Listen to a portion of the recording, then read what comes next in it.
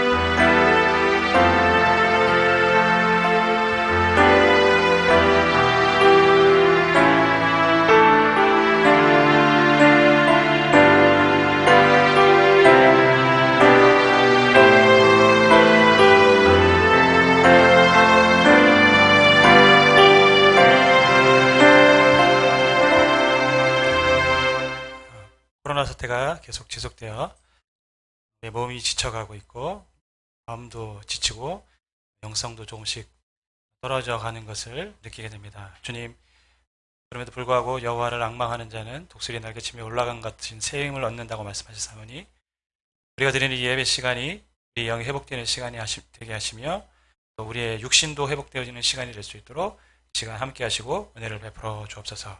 한 주간 살아갈 힘과 능력을, 은혜를 이 예배 시간에 우리가 하나님이 주시는 능력으로 말미암아 받기를 원합니다. 이 시간 함께하여 주옵소서. 예수님의 이름으로 기도드립니다. 아멘. 내 마음의 주여 소망되소서. 함께 찬양드리겠습니다.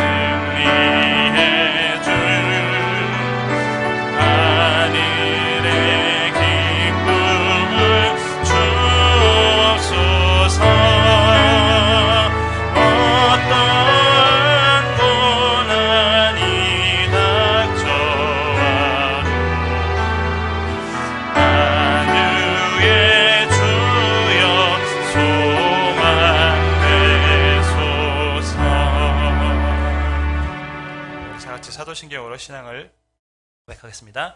전능하사 천지를 만드신 하나님 아버지를 내가 믿사오며 그의 아들 우리 주 예수 그리스도를 믿사오니 이는 성령으로 잉태하사 동정녀 마리아에게 나시고 본디오 빌라도에게 고난을 받으사 십자가에 못 박혀 죽으시고 장사한 지 사흘 만에 죽은 자 가운데에서 다시 살아나시며 하늘에 오르사 전능하신 하나님 우편에 앉아 계시다가 저리로서 산자와 죽은 자를 심판하러 오시리라. 성령을 믿사오며 거룩한 공회와 성도가 서로 교통하는 것과 죄를 사하여 주시는 것과 몸이 다시 사는 것과 영원히 사는 것을 믿사옵나이다. 아멘. 박수 치면서 우리 구주 되신 주님을 함께 찬양하겠습니다.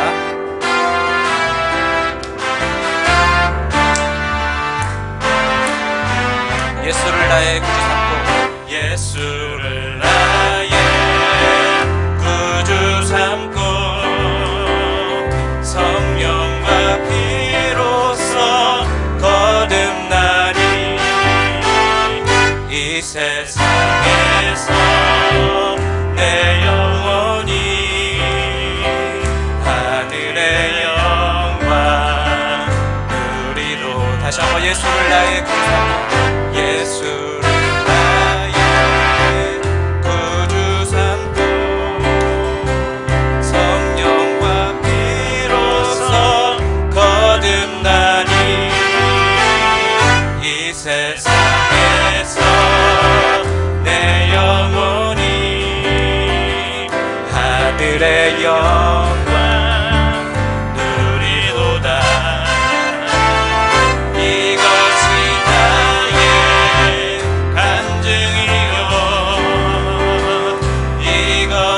나의 찬송일세.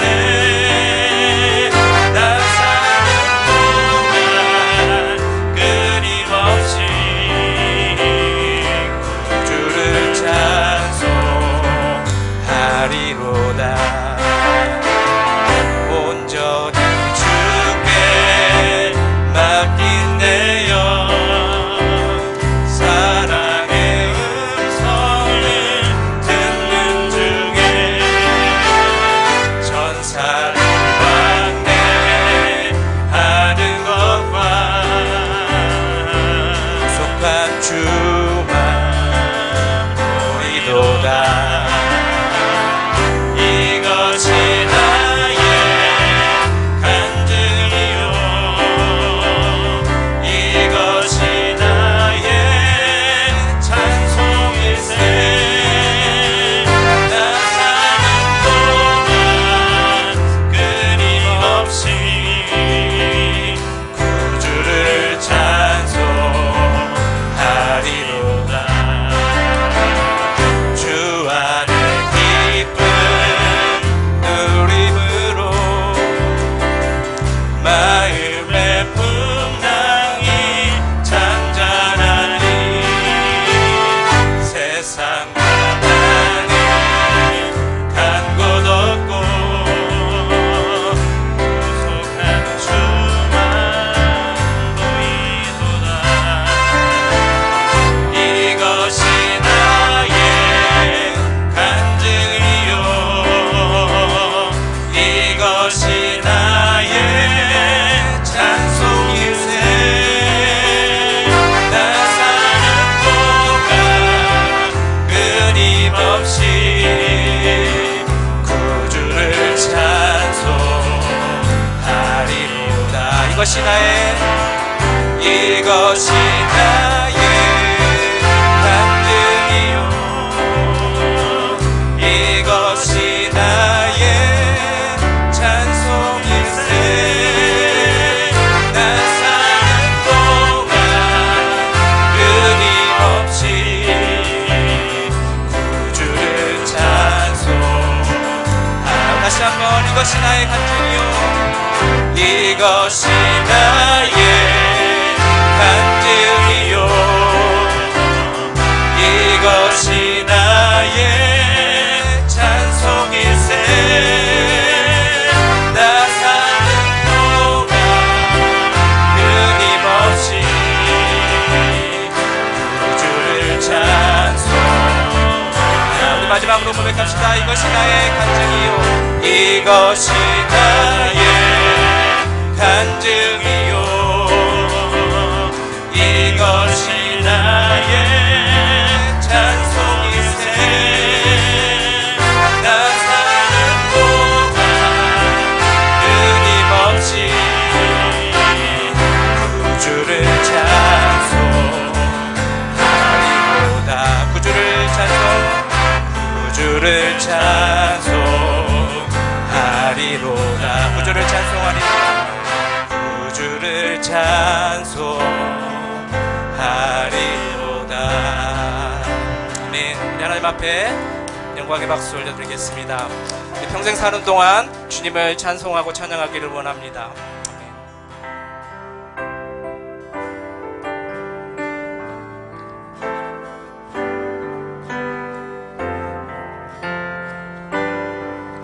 다 같이 찬양하겠습니다. 내 입술로 주님을, 내 입술로 하나님의 이름을 찬송하며 내 마음으로 하나님의 즐겁게 찬양하네. 내 입술로, 내 입술로 하나님의 이름을 찬송하며 내 마음으로 하나님을 즐겁게 찬양하네.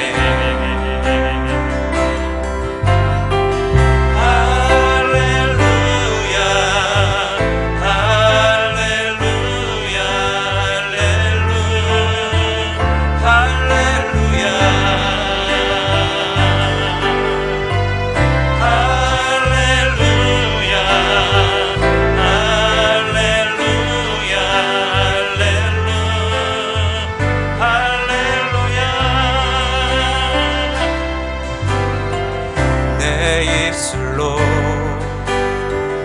하나님의 이름을 찬송하며 내 마음으로 하나님을 즐겁게 찬양하네.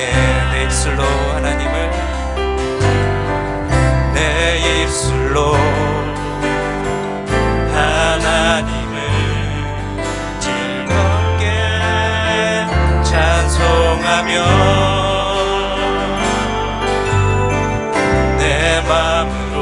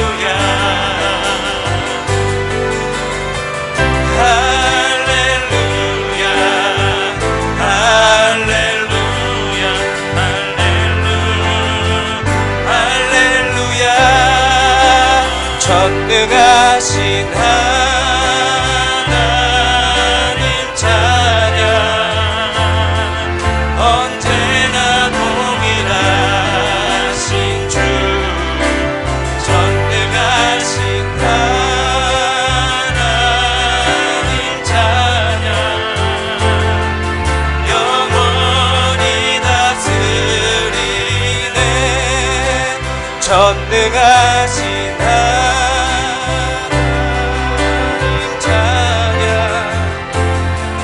언제나 동일하신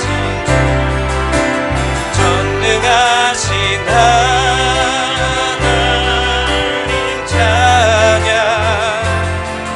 영원히 다스리네 나주의 이름 높이리 나주의 이름 높이리 하늘 높이 올린 깃발처럼 주의 이름 높이리 주의 이름 높이리 주의 이름 높이리 전능하신 하나님 찬양 언제나 동일하신 주 전능하신 하나님 찬양 영원히 다스리 전능하신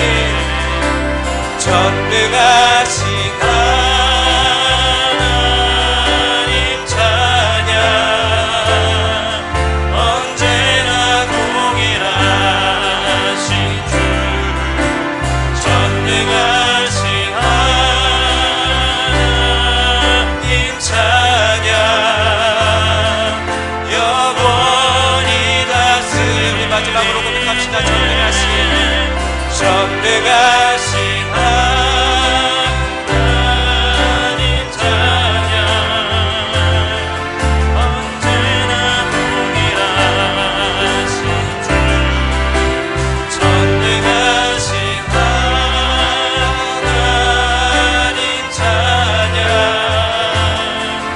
영원히 다스리네 영원히 다스리네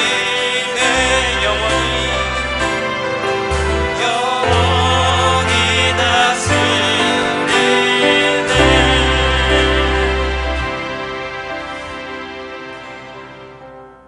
이 시간 우리 기도하실 때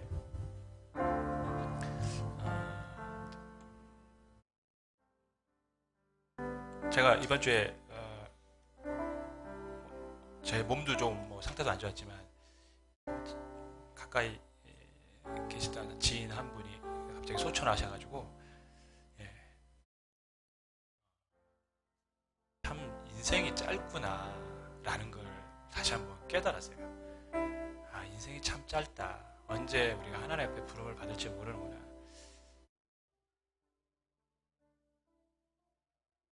주어진 우리에게 있는 시간이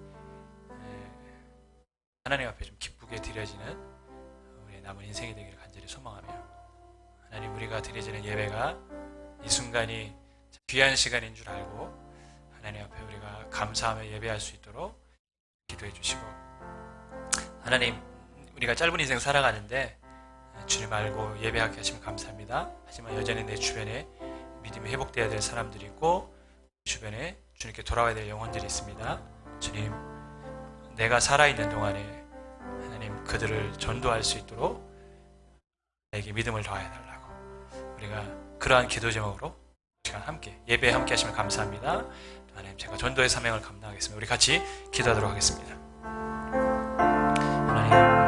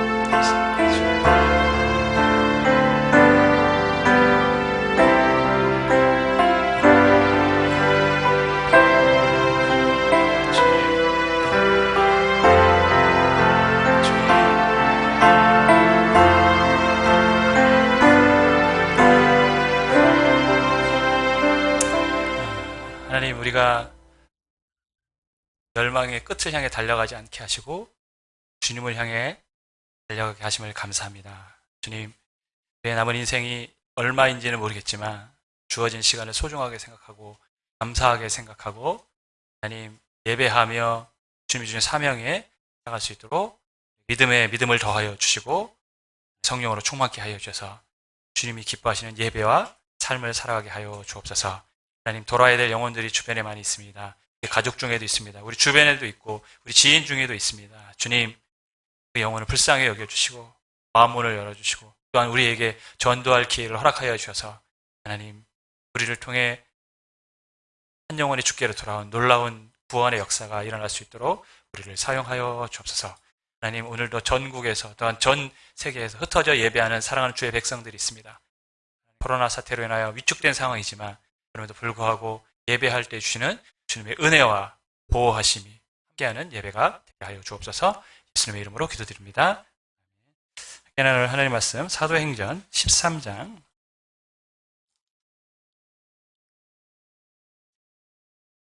4절부터 12절까지의 말씀을 제가 봉독하도록 하겠습니다.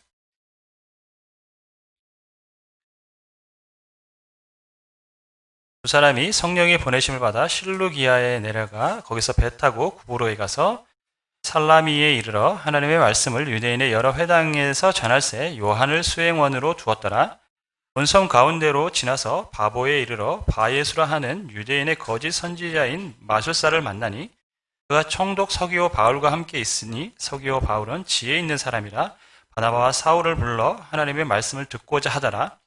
이 마술사 엘루마는 이름을 번역하면 마술사라 그들을 대적하여 총독으로 믿지 못하게 힘쓰니 바울이라 하는 사울이 성령이 충만하여 그를 주목하고 이르되 모든 거짓과 악행이 가득한 자요 마귀의 자식이요 모든 의의 원수요 주의 바른 길을 굳게 하기를 그치지 아니하겠느냐. 보라, 이제 주의 손이 내 위에 있으니 내가 맹인이 되어 얼마 동안 해를 보지 못하리라 하니 즉시 안개와 어둠이 그를 덮어 인도할 사람을 두루 구하는지라.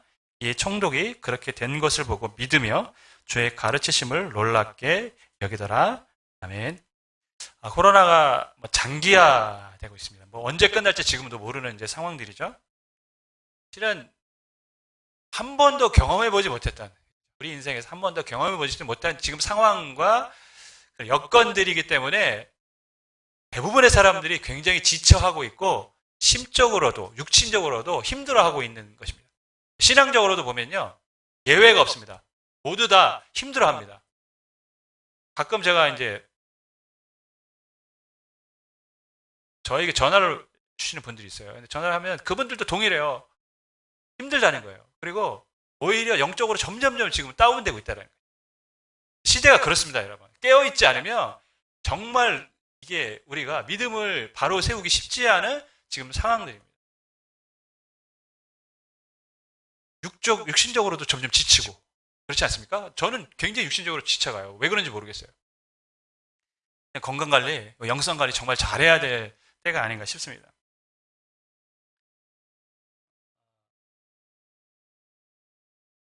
실은 모여야 더 기도하게 되는데 저에게 이제 전화를 해주신 권사님이 그런 얘기했어요. 모이질 않으니까 기도가 더 안 되더라. 역시 사람은 모여야 되는가 봐. 이런 얘기를 하는데 공감합니다. 성경에 그래서 모이기를 패하지 말라라고 했는데 실은 지금의 상황들이 어떻습니까? 모이지 못하게 하는 상황들이 된 거예요.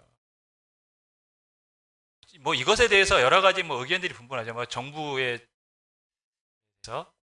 저는 그렇게 생각합니다. 양쪽의 입장을 다 살펴야 된다. 교회의 소그룹 모임이 코로나가 전염되는 거에 주된 원인은 아니거든요. 거기에 뭔가 책임을 부여하는 것은 저는 솔직히 옳지 못하다고 생각하지만 반대 입장에서 보면 교회에서 한번 확진자가 나오면 이 파장이 너무 큰 거예요. 왜냐하면 한두 사람을 코로나 검사를 해야 되는 게 아니라 그 교회에 예배한 모든 사람들 다 하게 되는 상황들인 거죠. 만약에 그게 큰 교회에서 그렇게 됐다 하면 이 검사하는 양이 어마어마합니다. 그렇지 않아도 지금 의료진들이 굉장히 지금 지쳐하고 의료진도 힘들어하는 상황인데, 그런 면에서 보면 이런 부분에 있어서 하는 부분이 이해도 되기는 해요. 하지만 책임을 교회에다 전가하는 건 저는 옳지 않다고 생각을 합니다. 저는 개인적인 입장은 그렇습니다.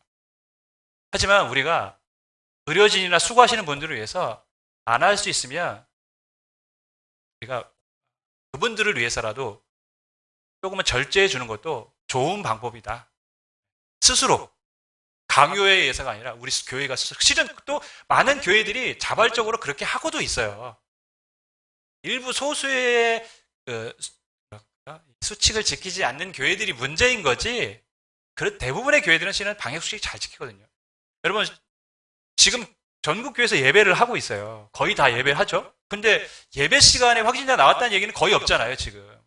그만큼 방역수칙을 철저히 잘 지키고 있다는 것이죠. 그렇지 않은 모임에서 어떠한 정말 소수의 특별한 그런 교회들이 이제 문제가 됐던 건데, 그거를 이제 교회로 일반화시킨 것은 저는 바람지 받지 못하다고 저는 개인적으로 생각합니다. 그럼에도 불구하고 교회에서 한 번 확진자가 나면 의료진들이 너무나 많은 수고를 해야 되기 때문에 교회가 그 사람들을 위해서라도 한 발짝 뒤로 물러서 주는 것, 즉 모임을 잠시 멈춰주는 것도 교회가 덕을 끼치는 행동이라고 저는 개인적으로는 생각을 합니다. 그렇게들 이번 사태를 좀 이해를 해주셨으면 좋겠어요. 왜냐하면 어떤 데서는 이게 종교 탄압이다 막 이런 식으로 이제 가는데, 그렇게 볼 수도 있잖아요. 어떤 측면에서 보면 왜 교회만 갖고 그러냐, 그렇게 볼 수도 있잖아요. 네, 그렇게 강대강의 대립이 아니라 수고하시는 분들을 위해서 교회가 조금 그렇게 도와줄 수도 있다, 이런 측면에서 우리가 이해하는 게 좋지 않을까, 그런 생각이 같습니다.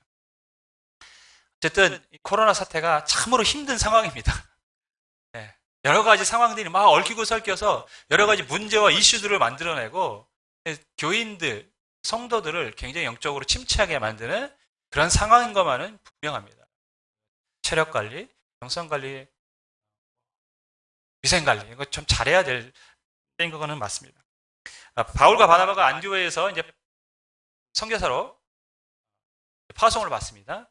그리고 선교지를 향해 오늘 드디어 떠나게 됩니다. 그들의 첫 번째 선교지는 어딜까요? 처음으로 선교지를 택했다? 뭔가 좀 의미가 있지 않을까요? 처음으로 가는 선교지? 어떤 특별한 의미가 있을 것 같습니다. 또한 그것에서 어떤 일들이 일어날까요? 실은 바울과 바나바도 굉장히 기대가 됐을 거고 여러 가지 생각들이 많았을 겁니다. 왜냐하면 앞으로 수많은 선교지에 가야 되는데 그와 동일한 일들이, 이제 첫 번째 선교에서 일어난 동일한 일들이 다른 곳에서도 일어날 것이기 때문에 아마 그곳에서 어떤 일이 일어날까 걱정과 기대하는 마음을 갖고 선교지로 갔을 거라고 생각합니다. 그래서 오늘 2000년 전에 첫 번째 선교지 현장으로 한번 가보겠습니다. 4절을 보면 이렇게 기록하고 있습니다. 두 사람이 성령의 보내심을 받아 실루기아에 내려가 거기서 배 타고 구브로에 가서, 제가 오늘 주보에 지도를 하나 실어놨어요. 인쇄가 잘 된 게 있고 인쇄가 안 된 게 있는데 지금 교회 프린터기가 좋지 않아서 그렇습니다. 안디옥에서 실루기아까지는 한 27km 정도인데요. 실루기아가 이제 항구죠. 이제 배를 타기 위해서 항구까지 간 겁니다. 그리고 배를 타고 구브로라는 섬에 살람이라는 항에 이제 도착을 한 겁니다. 첫 번째 선교지가 구브로예요. 이 구브로는 지금 또 한 독립된 나라죠. 키프로스라고 부르는 제주도의 약 5배 정도의 크기의 나라인데요. 고대 그리스인들은 이 지중해 연안에서 가장 아름다운 섬이 키프로스라고 생각을 했어요. 그만큼 절경이라는 것이죠. 그래서 무슨 말이 있었냐면 비너스 여신이 이 키프로스 앞바다에서 나왔다, 이렇게 생각들도 했어요. 그 정도로 키프로스는 굉장히, 구브로는 굉장히 아름다운 섬입니다. 저도 안 가봐서 모르는데 막 손을 바다에 이렇게 넣으면 손이 바닷물로 물들여질 것만 같은 그런 느낌의 아주 깨끗한 바다고 끝없이 펼쳐진 모래사장과 더불어서 굉장히 절경을 이룬다고 합니다. 굉장히 아름답다고 합니다. 그래서 지금도 굉장히 많은 사람들이 관광을 하는 유명한 관광지이기도 합니다. 이렇게 경치가 좋은 곳에 바울과 바나바가 첫 번째 선교지로 가게 됐습니다. 하필 왜 이곳을 가게 됐을까요? 너무 경치가 좋아서 선교하기 전에 휴양하면서 몸을 건강하게 하고 뭐 이렇게 하려고 갔을까요? 실은 이 장소를 선택하게 된 것은 바울과 바나바가 선택한 것이 아니라 성경을 보면 누가 가라고 하십니까? 두 사람이 성령의 보내심을 받아 성령이 가게 하셨습니다. 성령이 가라고 하셔서 바울과 바나바가 배를 타고 이동한 것입니다. 여러분, 근데 우리가 보면 야, 경치 좋은 곳에서 좋겠다 이런 생각도 할 수 있지만 실은 이 배를 타고 이동한다는 것 자체가 어렵고 위험한 일입니다. 지도를 보시면 바울이 이제 첫 번째 전도 여행에 했던 곳을 이렇게 기록하고 있습니다. 그런데요, 안디옥에서 실은 육로로 가면 버베, 루스드라, 이고니온, 저 위에 또 안디옥은 이제 비시디의 안디옥이죠. 버가 이렇게 이동해도 돼요. 그죠? 충분히 육로로 이렇게 가는 게 더 가깝습니다. 그런데 배를 타고 구부로 들렸다가 구부로에서 버가라는 버가라는 항구까지 다시 한참 동안 배를 타고 올라갑니다. 제가 보기에는 왜 굳이 이렇게 이동을 했을까? 그러니까 구부로를 들리지 않았으면 그냥 육로로 편안하게 여기저기 순차적으로 들리면 되는데 구부로를 들려서 지금 이동을 하고 있는 게 좀 특별합니다. 왜 구부로를 들렸을까? 설교를 준비하면서 구부로가 이제 경치가 좀 아름다운 곳이잖아요. 하지만 가는 길은 배를 타고 이동해야 되는 것이기 때문에 그렇게 만만하지 않습니다. 그러면서 어떠한 선교지가 생각이 났어요. 정준 선교사님이 사역하는 선교지예요. 구부로는 굉장히 경치가 아름다운 곳이죠. 하지만 분명히 성령의 목적이 있어서 그곳으로 가라고 하셨습니다. 정준 선생님 선교지는 구부로와 어쩌면 정반대의 장소죠. 쓰레기 더미가 있고 쓰레기 더미에서 나오는 오염수로 땅이 질퍽거리고 생각만 해도 여러분 그죠? 느낌이 별로 좋지 않습니다. 선교사님이 거기에 선교에 대한 계기에 대해서 우리에게 말씀해 주셨어요. 어떤 한 분이 한 집사님인지 모르겠지만 오셔서 목사님이라면 여기서 사역하실 수 있다고 있을 것 같아서 다른 분은 아무도 사역하지 않는데요. 그래서 목사님이라면 할 수 있을 것 같아서 한번 가보자고. 얼마나 부담스러운 말입니까? 그죠? 다른 분은 안 하는데 목사님은 할 것 같다니 그 말이 얼마나 부담스럽겠어요. 그래서 갔어요. 갔는데 필리핀 덥잖아요. 샌들 신고 갔는데 질퍽거리는 그 오염수가 밟을 때마다 이 발끝에 닿을 때마다 그 얼마나 참 느낌이 안 좋을까요? 그래서 사모님은 저희랑 이제 얘기하면서 하나님한테 하나님 저 못해요. 전 여기서 못 삽니다. 계속 그렇게 했대요. 하나님 저는 못 돼요. 저는 못해요. 전 여기서 살 수가 없어요. 그런데 왜 거기서 사역하게 됐습니까? 정준 선교사님이 이제 지나가는데 갑자기 찬양이 한 곡 떠올랐다는 거죠. 예배자라는 찬양이죠. 그때 저에게 이제 말씀하셨어요. 아무도 예배하지 않는 그곳에서 주를 예배하리라. 아무도 찬양하지 않는 그곳에서 나 주를 찬양하리라. 누구도 헌신하지 않는 그곳에서 주께 헌신하리라. 누구도 증거하지 않는 그곳에서 나 주를 증거하리라. 내가 밟는 모든 땅 주를 예배하게 하소서. 주의 보혈로 덮어지게 하소서. 내가 선 이곳 주의 거룩한 곳 되게 하소서. 주의 향기로 물들이소서. 이 찬양이 떠오르면서 계속 마음속으로 부르면서 가는 거예요. 찬양 인도를 하셨던 분이기 때문에 예배 시간에 이 찬양을 성도들과 이제 기도 시간에 많이 불렀어요. 근데 여러분 이 찬양이 왜 떠올랐을까요? 누가 떠오르게 하셨을까요? 성령님이 떠오르게 하신 것이죠. 그리고 성령님은 선교사님한테 요구를 하는 것입니다. 이제는 입술로 부르는 것이 아니라 네가 삶으로 보여줘 달라. 네가 지금까지는 입술로 찬양을 했다면 이제 그 찬양을 삶으로 보여다오. 요구를 하고 계신 것이죠. 그래서 선교사님은 그 성령님의 음성에 순종을 하신 것입니다. 그래서 지금도 그곳에서 사역을 하고 계십니다.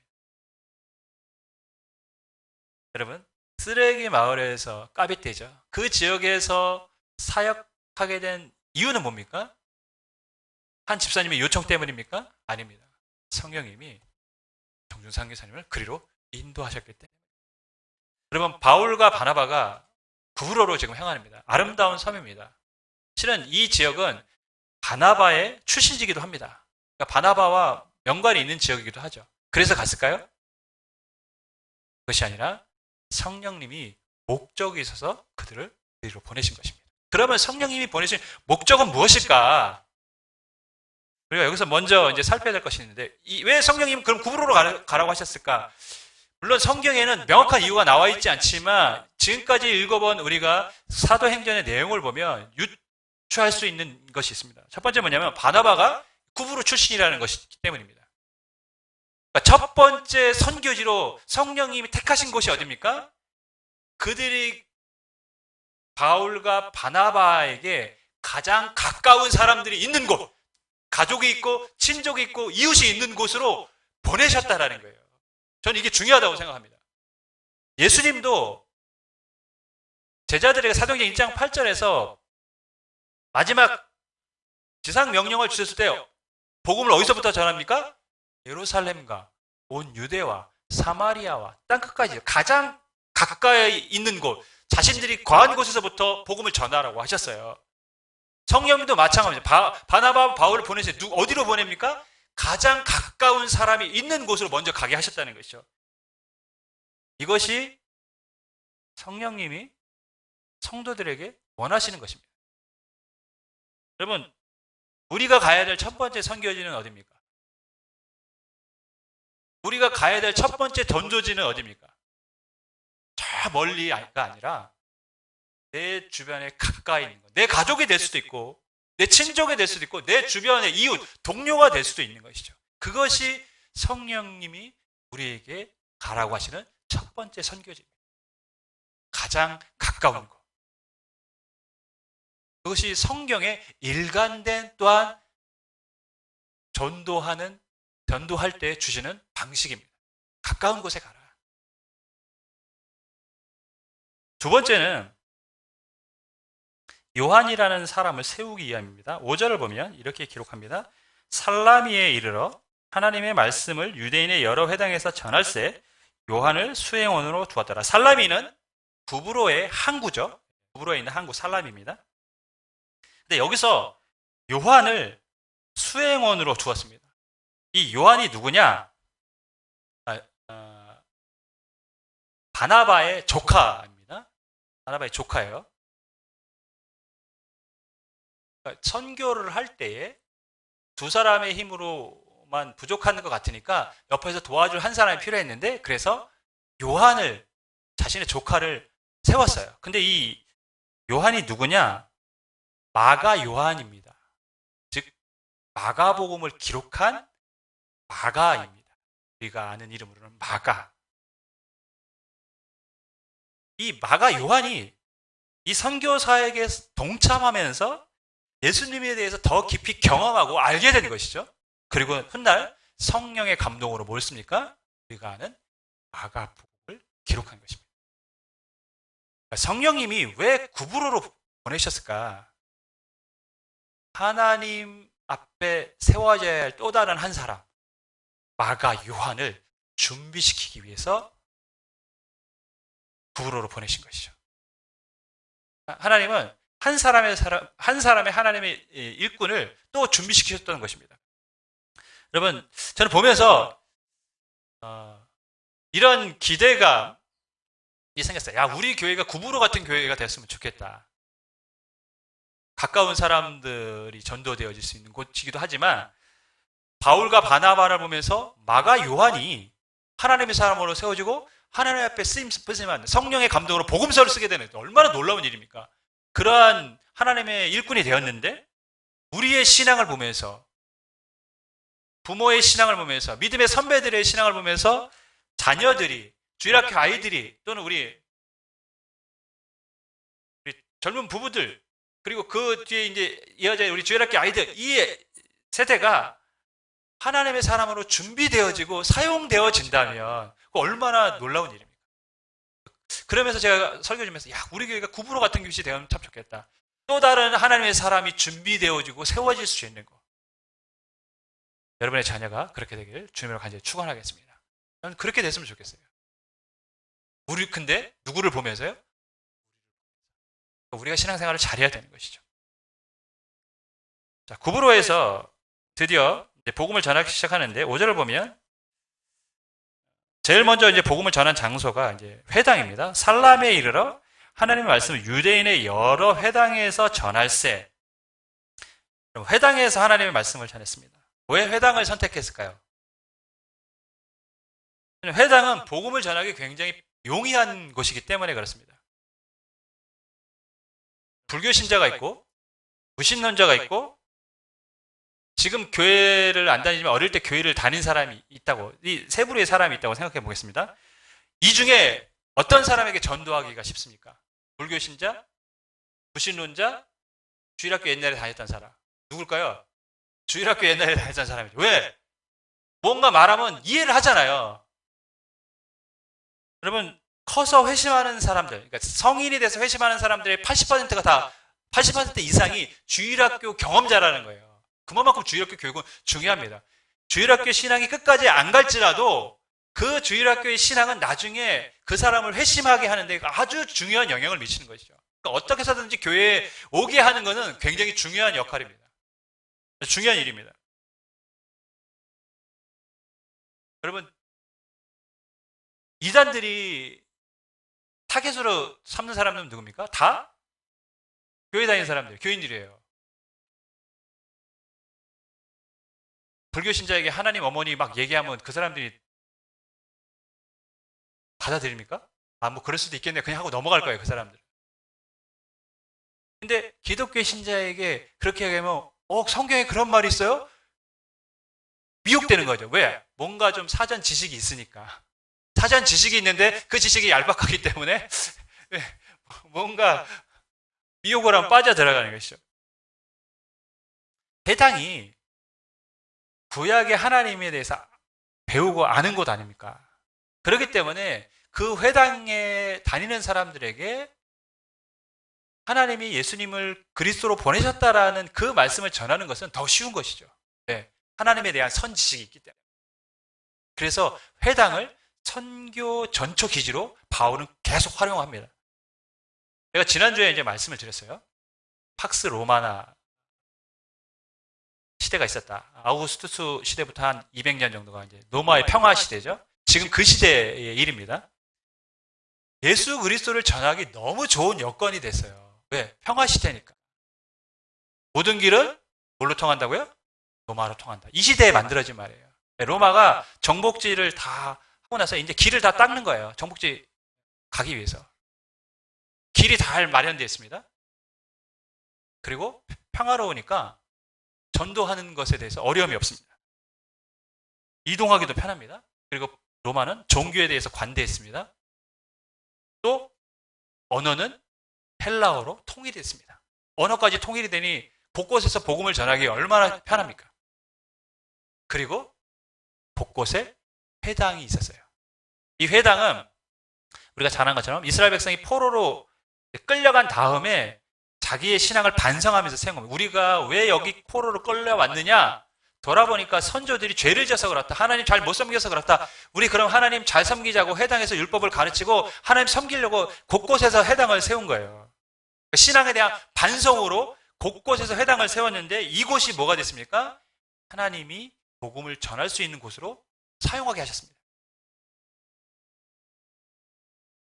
로마가 속한 영토에 회당도 다 퍼져 있었던 거죠. 그러니까 사도 바울이 이 회당에서 복음을 전하기 너무 편했던 겁니다. 여러분, 포로로 끌려가고 이스라엘 백성은 흩어졌습니다. 사람들의 시각으로 보면 뭡니까? 완전히 실패한 겁니다. 완전히 망한 거예요. 한 민족이 멸망해서 포로로 끌려가서 전 나라에 다 흩어져 버렸어요. 사람의 눈으로 보면 완전히 실패한 민족입니다. 그런데요, 하나님의 시각으로 딱 보니까 어떻습니까? 인류 구원을 향한 하나님의 완벽한 계획 안에 있었던 것입니다. 이게 중요한 것이죠. 역사는요, 사람의 시각으로 보면 이해할 수 없는 게 많습니다. 그냥 흘러가는 것 같아요. 나라가 탄생하고 부흥하고 쇠퇴하고 그냥 역사의 한 과정처럼 보입니다. 사람의 운명도 마찬가지입니다. 태어나고 늙고 죽고 다 인생의 한 과정처럼 보여집니다. 그렇죠? 우리가 지금 그렇게 살아가는 것 같고 역사가 지금 그렇게 흘러가는 것 같습니다. 하지만 하나님의 시각으로 보면 이 모든 것들이 하나님의 완벽한 구원의 계획 안에서 이루어져 가고 있는 것이죠. 단지 우리가 그것을 지금 못 보고 이해하지 못할 뿐입니다. 여러분, 지금 코로나 사태도 그렇습니다. 우리의 눈으로 보면 이해가 안 되는 일들이죠. 왜 이런 일들이 이렇게 오랫동안 지속되고 교회는 힘들어야 하고, 그러나 분명한 것은 이번 일들 또한 우리가 알지 못하지만 하나님의 놀라운 구원의 계획 안에 있는 줄 믿습니다. 하나님은 완전하시며 실수가 없으십니다. 그분은 우리가 불렀던 찬양처럼 전능하십니다. 인간의 눈으로 보기에는 실패처럼 보이지만 하나님은 그것을 하나님의 구원의 완성으로 바꿔놓으십니다. 지금 우리가 처한 이 상황이 하나님이 분명히 하나님을 향한 위대한 역사의 반전이 있게끔 만들어 놓으실 줄 믿습니다. 우리는 그것을 기대하며 신앙생활을 하는 것입니다.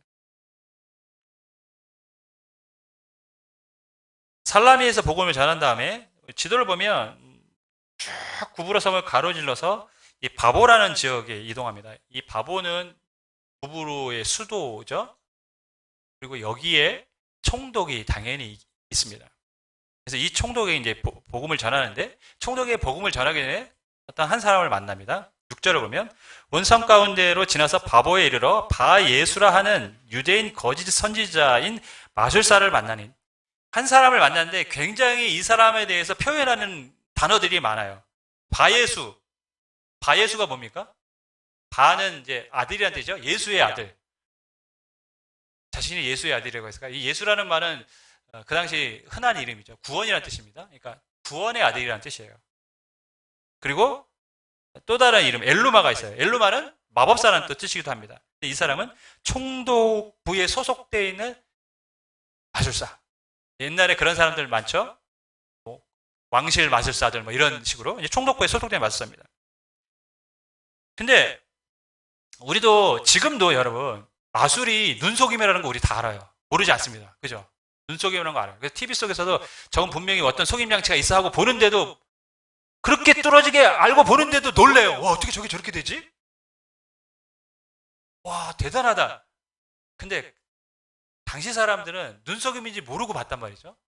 그러면 이 바예수가 엘루마라는 이름, 마술사라는 이름이 있다면 이 사람이 행하는 마술은 실은 굉장히 뭡니까?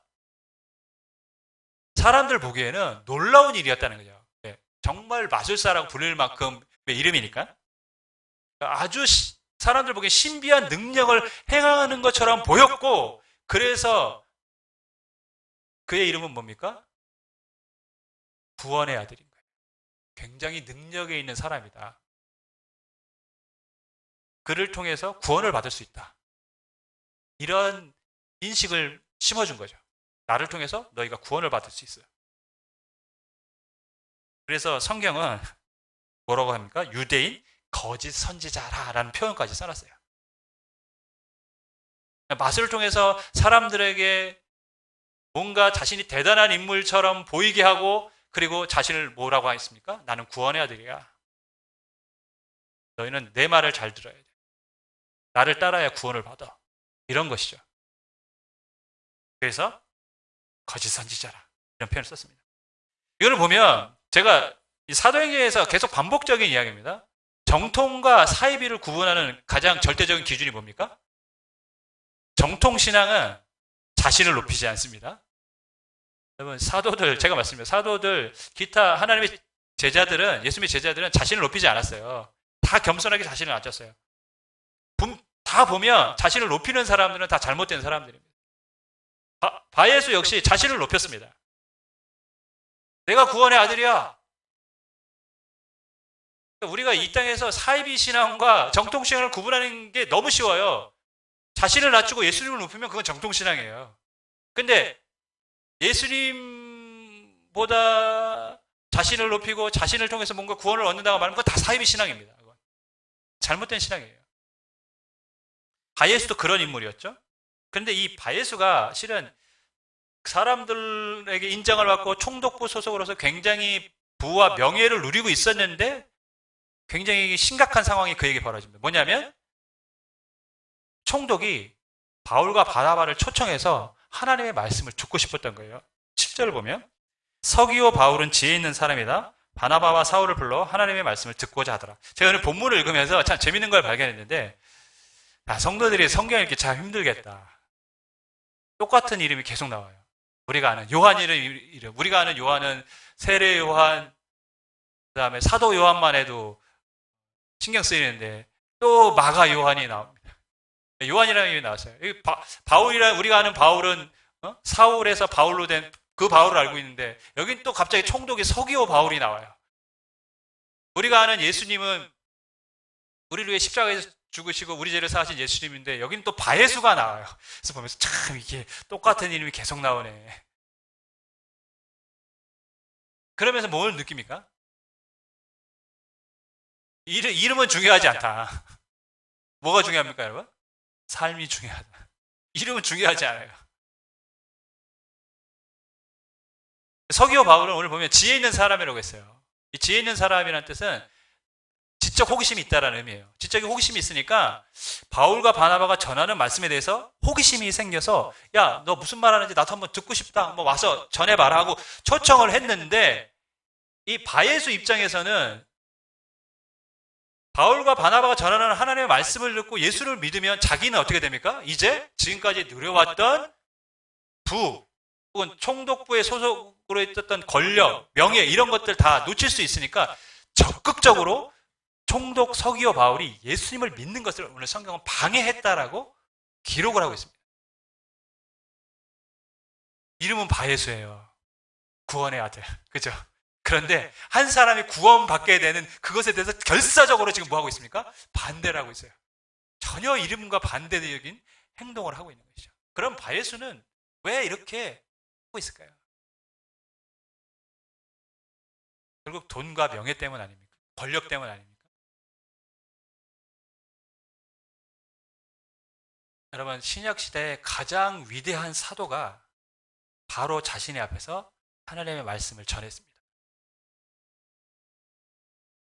여러분, 우리에게 그런 기회가 주어진다면 참 얼마나 영광스럽기도 하고 대단한 일입니까? 그런데 가장 위대한 사도가 성경을 무려 13권이나 쓴 바울이 복음을 전하고 하나님의 말씀을 전해줬는데 뭐 하고 있습니까? 그 말씀을 받아들이지 않고 거부하고 있습니다. 무엇이 하나님의 말씀을 들어가지 못하도록 막고 있습니까? 돈과 물질과 명예와 권력입니다. 자신의 욕망입니다. 그것이 딱 붙잡고 있으니까 말씀이 삐집고 들어갈 틈이 없는 것이죠.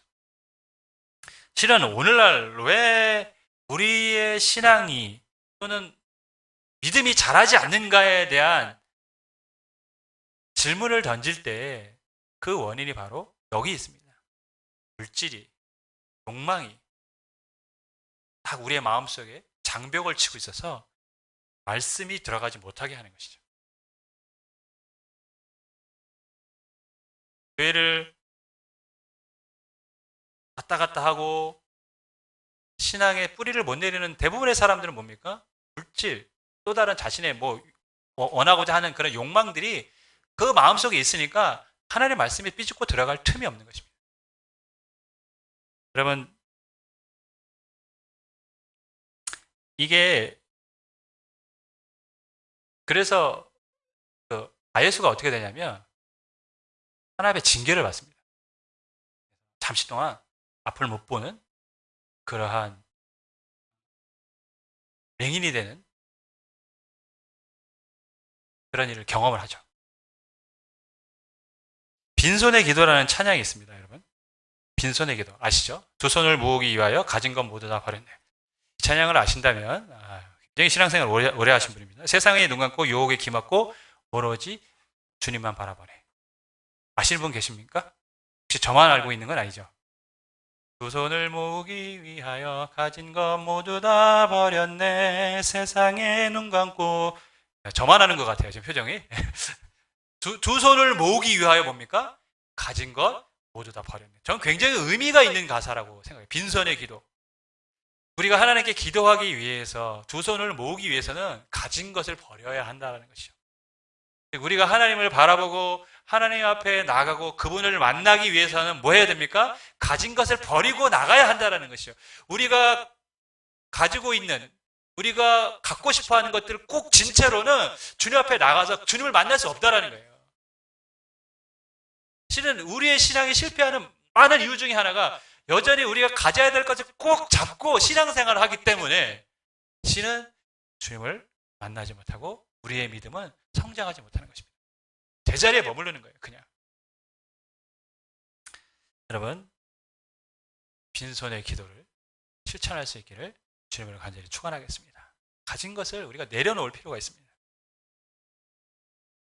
우리가 내려놓으면 더 좋은 곳으로 채워주실 줄 믿습니다. 여기서 또한 근데 우리가 이 13장에서 주목해야 될 것은 드디어 이제 사울, 우리라는 이름이 바울이라는 이름으로 바뀌어서 기록이 되기 시작합니다. 그리고는 계속해서 바울이라는 이름으로 이 장에서부터 이제 기록이 되죠. 누가는, 사도행전을 기록한 누가는 왜 여기서부터 바울이라는 원래 잘 알려진 이름을 처음부터 쓰지 않고 이 시점에서부터 바울이라는 이름을 썼을까요? 왜냐면 바울이라는 이름은 역사적으로 워낙 유명한 이름이었기 때문에 그냥 바울이라는 이름을 처음부터 쓸 수도 있었는데 이 시점에서야 비로소 드디어 바울이라는 이름을 썼다는 것이죠. 왜 그랬을까? 여러분, 바울은 어떤 의미입니까? 이방인의 사도로 하나님께 부름을 받았어요. 하나님이 세웠어요. 주님이 세우셨습니다. 그런데 그 부름을 받은 바울이 드디어 이방인의 사도로서 첫 번째 선교지에서 사역을 시작합니다. 다시 말해서 그가 부르심을 받은 그대로 이제 뭐라고 있으니까 삶을 살아가고 있기 때문에 그에게 이제 드디어 바울이라는 이름을 붙여주고 있습니다. 교회사에서 바울이라는 이름이 얼마나 위대하고 빛나는 이름입니까? 그 이름을 빛나게 했던 것은 주님이 주셨던 직분이 아니라 이방인 사도로 그를 세우셨던 그 직분 때문이 아니라 그가 그 직분에 합당하게 살았기 때문에 바울이라는 이름은 교회사에서 가장 빛나는 이름이 된 것이죠. 그리스도인, 성도라는 이름은 너무나 가치가 있는 이름입니다. 근데 그 이름의 가치는 무엇이 부여합니까? 이름 그 자체가 아니라 우리의 삶입니다. 그리스도인답게 살 때, 성도답게 살 때 그 이름이 의미가 있고 가치가 있는 것이죠. 저는요, 오늘날 우리가 이런 사태들을 겪으면서 굉장히 스트레스도 많이 받고 위축도 되고 이런 상황들이 계속이 되는데, 근데 이것을 결국 반전시킬 수 있는, 그러니까 사람들의 생각을 바꿀 수 있는 것은 무엇일까? 그것은 결국 삶이라고 봅니다. 그리스도인들의 삶. 그것들이 쌓여서 나중에 사람들이 그리스도인은 다르구나, 우리가 잘못 알았구나를 알게 되면 달라지는 것이죠. 삶이 중요합니다. 여러분 말씀하셨습니다. 성령은 바울과 바나바를 구브로로 보내셨습니다. 그곳에서 마가를 만났고 바예수를 만났고 서기오 바울을 만났습니다. 마가는 하나님의 사람으로 준비되었고 서기오 바울은 예수님을 믿고 영접을 했습니다. 하지만 바예수는 복음을 해방하다가 징계를 받았습니다. 저는 구브로가 마치 지금 우리가 사는 세상처럼 느껴졌어요. 복음을 방해하고 해방하는 사람도 많습니다. 바예수처럼 예수님을 믿고 하나님의 자녀가 되어야 될 사람들도 여전히 이 땅에 있습니다. 또한 하나님의 사람으로 준비되어야 될 사람들도 이 땅에 같이 공존하고 있습니다. 비록 지금 세상이 시끄럽고 교회에 대한 여러 가지 안 좋은 소식이 들려도 이 안에는 여전히 하나님을 믿어야 될 영혼들이 있고 또한 하나님의 사람으로 준비된 사람들이 존재하고 있다는 것이죠. 그렇기 때문에 우리가 여기서 알아야 될 것은 뭐냐면 하나님은 이러한 역사적 상황 속에서도 반드시 하나님의 계획을 완성하신다는 것입니다. 하나님은 실수가 없으시고 실패가 없습니다. 그래서 담대해야 됩니다. 두려워하지 말아야 됩니다. 주의 백성을 하나님이 가만히 두시지 않습니다. 보호하십니다. 사도 바울을 지켜주시고 그곳에서 주의 일을 하게끔 하셨고 부르신 대로 쓰임 받게 하셨던 것처럼 하나님의 교회가 하나님의 백성들이 이 땅에 살아가면서 이렇게 복잡하고 여러 사람이 살아가는 얽히고 설켜 있는 상황 속에 살아가지만 하나님은 주의 백성을 지키시고 사명을 위해 살아갈 때에 반드시 그것을 이루도록 도와주실 줄 믿습니다. 그래서 우리는 담대해야 됩니다. 그리고 사명을 잊지 말아야겠죠. 그러면 우리를 통해서 또 다른 영혼이 주께 돌아올 것이고 하나님의 사람으로 쓰임받게 되어질 영혼이 세워질 줄 믿습니다. 그러한 교회와 성도가 되기를 주님으로 간절히 축원하겠습니다. 기도하겠습니다. 주님, 우리에게 주어진 이 남은 인생이 그리 길지 않음을 느끼고 있는 분들도 있고 그러한 것을 아직 멀다고 생각하는 우리 아이들과 젊은이들도 있을 텐데 주님, 그럼에도 불구하고 우리에게 남겨진 삶이 얼마 있든지 간에 우리가 주어진 삶을 사명을 위해 살아가게 하여 주셔서 여러 가지 혼잡한 세상 속에서 주의 백성을 지키시고 사명대로 살아가는 자에게 승리를 주시는 하나님을 경험하는 사람들이 되게 하시고 바라기는 우리의 자녀들이, 우리의 아이들이, 우리의 청년들이, 우리의 젊은 부부 세대가 우리보다 더 귀하게 하나님 앞에 쓰임받는 믿음의 세대가 되게 하여 주옵소서. 예수님의 이름으로 기도드립니다. 다 같이 자리에 앉으셔서 성도의 노래 찬양드리겠습니다.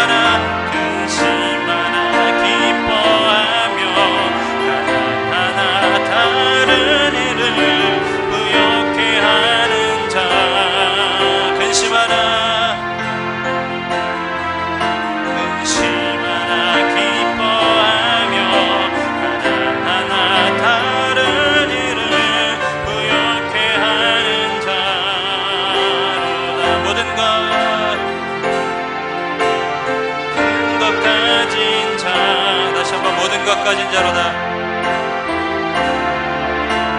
모든 것 가진 자로다.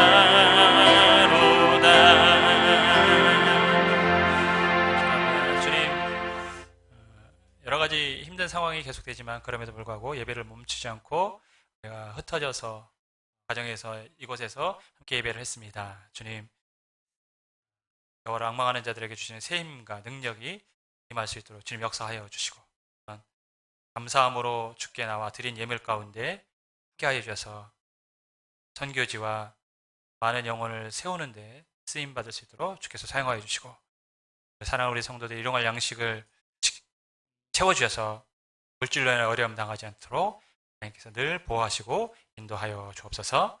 이제는 우리 주 예수 그리스도의 크신 은혜와 하나님 아버지 크신 사랑하심과 성령님의 동하심과 충만하심이 혼잡한 세상 속에서 살아가지만 이를 이루시는 하나님을 믿기에 담대하게 주신 사명에 살아가기를 원하는 하나님 모든 성도들 머리와 가정과 교회에 영원토록 함께 하시기를 간절히 축원하옵나이다. 아멘.